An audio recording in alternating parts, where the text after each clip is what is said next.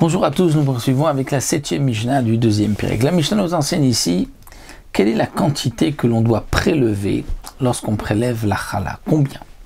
Shiur chala. Alors, Minatora, Shiur chala, c'est machou, un tout petit peu, comme pour la terouma. Mais les chachamim nous ont dit qu'on apprend du pasouk, c'est marqué Mereshit Arizotrem, Titenu Lachem Teruma, Titenu Lachem Teruma, vous donnerez Titenu, il faut qu'il y ait Kede Netina, c'est-à-dire que ce soit considéré comme quelque chose que l'on donne, après on donne, une Netina. Si c'est tout petit, ce n'est pas donc une Netina, ça ne s'appelle pas avoir donné quelque chose au Kohen. Donc, le Shiur Chala, les Chachamim ont dit, Echad Mesrim Verba, 1/24e de la pâte, c'est ce que l'on doit donner, parce que le Balabait, rappelle le Barthénora, lui fait une petite pâte, donc si on donne moins qu'un 24e, ce n'est pas conséquent. Donc il faut donner au moins un 24e.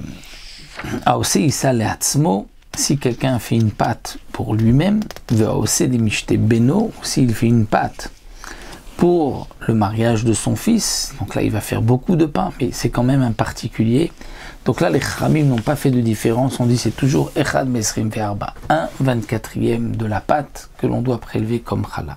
Mais Nartom, le boulanger, Shuosim Korbachou, qui fait pour vendre au marché, donc lui il va faire de grandes quantités. Eh bien le shiur, c'est 1/48e, parce que même s'il ne donne qu'un 48e, il donnera beaucoup, étant donné qu'il fait de grosses pâtes. Vechen Aisha, Shuosalim Korbachou, de même une femme qui fait pour vendre au marché, Echad Marbaim Ushmuna, c'est aussi 1/48e. Pourquoi? Parce que la femme, c'est vrai que elle est considérée comme une particulière qui fait une petite pâte, pas comme le boulanger, mais étant donné qu'elle va faire pour vendre, dit le Barthénora, on n'a pas fait de différence, et 1/48e. Nitmet isata shogeget o anusa, echad me'arbaim ushmona. Si une femme a fait une pâte, et la pâte est devenue impure, alors que la femme était shogeget, donc sans faire exprès, ou anusa, ou par cas de force majeure, elle ne l'a pas rendue impure volontairement, on ne prélèvera que 1/48e.